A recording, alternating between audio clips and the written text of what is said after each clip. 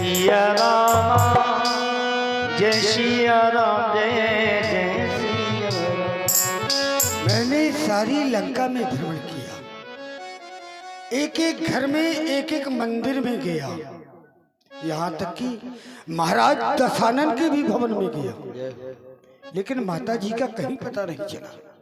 लेकिन बड़े आश्चर्य की बात है, मैं उस स्थान पर आ गया हूँ।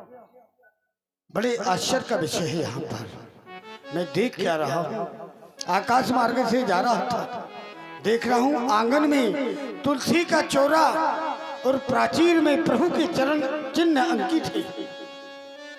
ये संकेत है किसी भक्त के घर के होने का, किसी भक्त के भवन का संकेत प्राप्त होता है।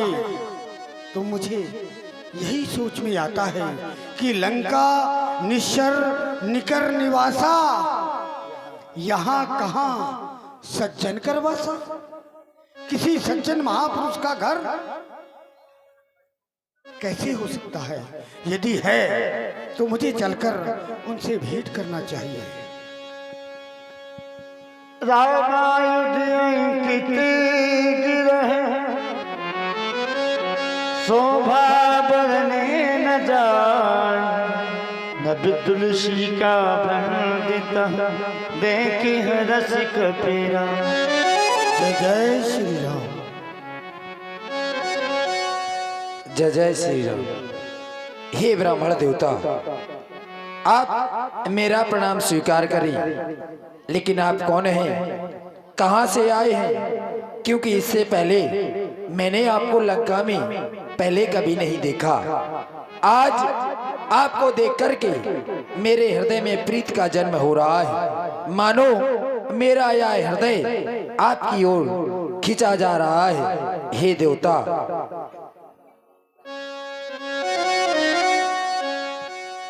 हे विप्र आपको ये देखी देखो, यह हृदय आप ही खिंचता है। निश्चय है आप ये भाग्य कोई, यह मुझे दिखाई पड़ता है।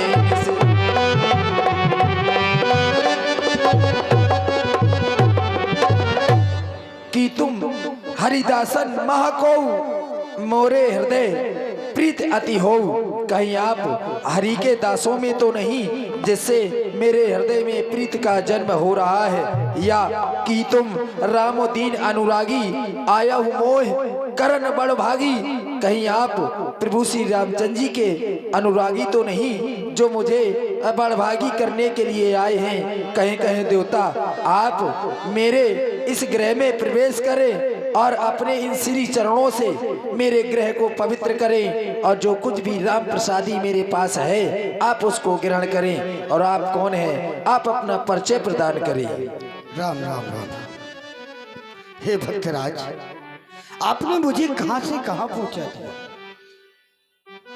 मैं तो आकाश मार्ग से जा रहा था, आंगन में तुलसी का चौरा और प्राचीर में प्रभु के चरण चिन्ह अंकित देखे, तो इसी कौतूहल भर मैं भी आपके पास आया हूं कि ऐसा कौन सा वीर हो सकता है जो असुरों की नगरी लंका में रहने के बाद भी प्रभु की भक्ति करने का सामर्थ्य रखता है।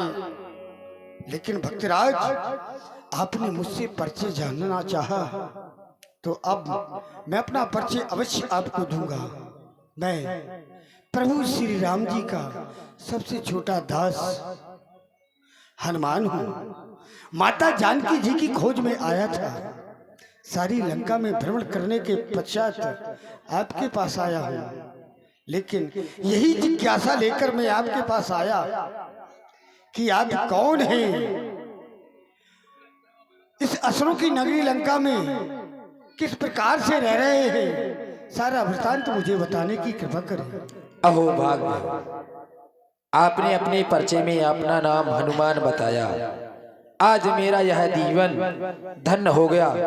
अब मोहि भरोस भा हनुमंता, बिन हरि कृपा मिले नहीं संता।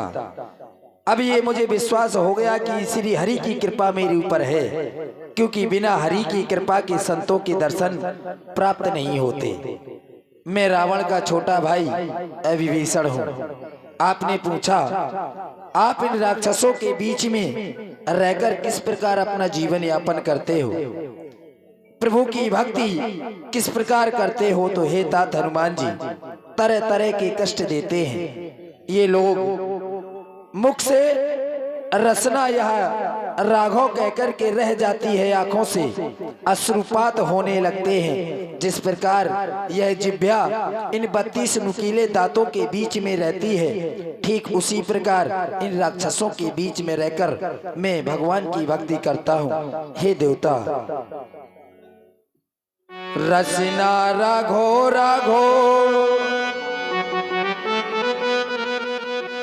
रसना राघो राघो, कह कह कर रह जाए। रसना राघो राघो, रसना राघो राघो, कह कह कर रह जाए। नयन तारैया जल भराए, नयन तारैया जल भराए। रसना राघो राघो, रसना राघो राघो, रट रट के रह जाए। नयन तारैया जल भराए।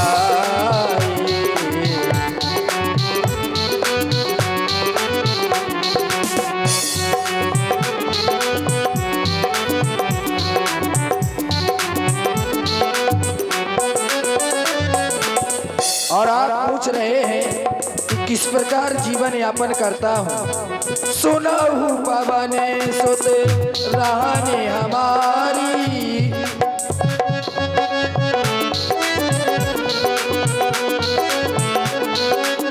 सुनहु पवन सुत रानी हमारी।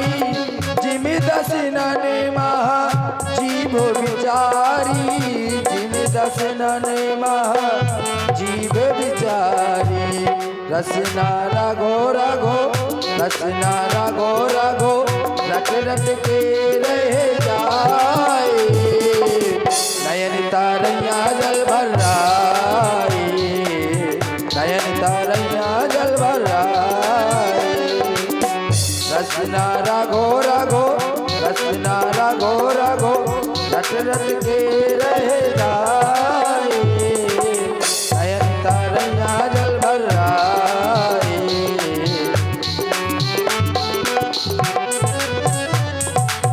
इसी प्रकार अपना जीवन यापन करता हूँ, परंतु आज आपको देखा है तो मन में एक प्रश्न उठ रहा है। जिस प्रकार आज मुझे आपके दर्शन प्राप्त हुए, मन में संदेह हो रहा है क्या कभी प्रभु के दर्शन मुझे प्राप्त होंगे या नहीं। क्यों? क्योंकि मेरा यह शरीर तामसी है, सहज में ही पाप प्रिय है।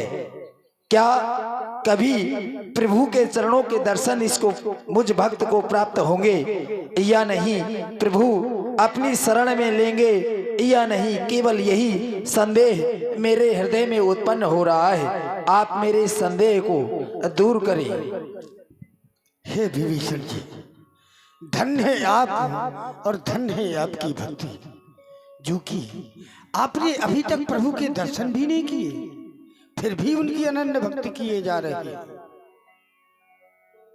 आप मुझे देखिए, मैं तो ऐसे जाति से हूं कि प्रातः लोग मेरा नाम भी लेना अपशगुन मानते हैं। प्रात नाम जो ले हमारा, ताह दिन ताह न मिले आहारा। अचमे अधम सखा सुनो, मोहू पे रघबीर। कीन्ही कृपा सुमिर गुण भरे बिलोचन नीर।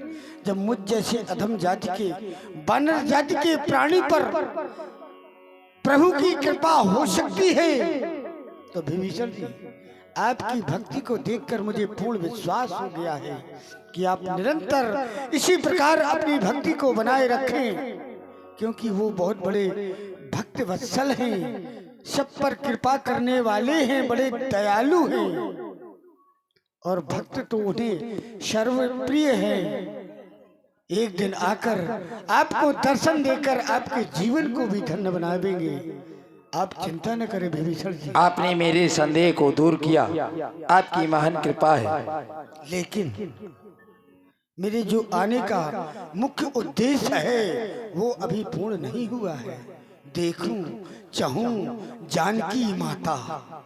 आप माता जानकी को देखना चाहते हैं? अवश्य विभीषण। आपने माता जानकी को लंका में खोजा होगा, लेकिन माता जानकी लंका में नहीं है। तो फिर कब? लंका के बाहर एक अशोक वन है और उस अशोक वन के नीचे हजारों माताएं सीता होंगी, क्योंकि रावण ने अपनी माया के प्रभाव से हजारों सीताओं को उत्पन्न किया है। लेकिन जिस माता सीता के हाथ में एक तिनका होगा और उनकी आंखें उस तिनके की ओर झुकी होंगी और प्रभु नाम का सुमरण होगा, समझ जाना कि माता जानकी वही है। अच्छा जिस कारण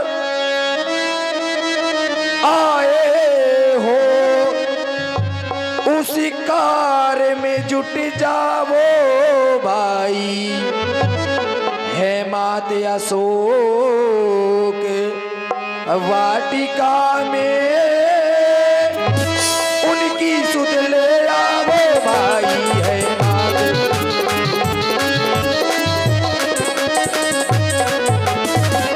और अशोक वाटिका में आपको बड़ी सावधानी से जाना है, क्योंकि संध्या के समय नित्य प्रतिदिन और रावण माता जानकी से मिलने जाता है। यूं तो कुछ गुप्त सेवकाएं इस दास ने भी रखी हैं जो समय समय पर आपकी सहायता करती रहेंगी। जय जय श्री राम। जय जय श्री राम विभीषण जी। उस संध्या वेला से पहले ही मैं अशोक वाटिका में प्रवेश कर जाऊंगा। जय श्री राम। कर स्वरूप गया पुण्य तारा, कर स्वरूप गया पुण्य तारा, कर अशोक सीता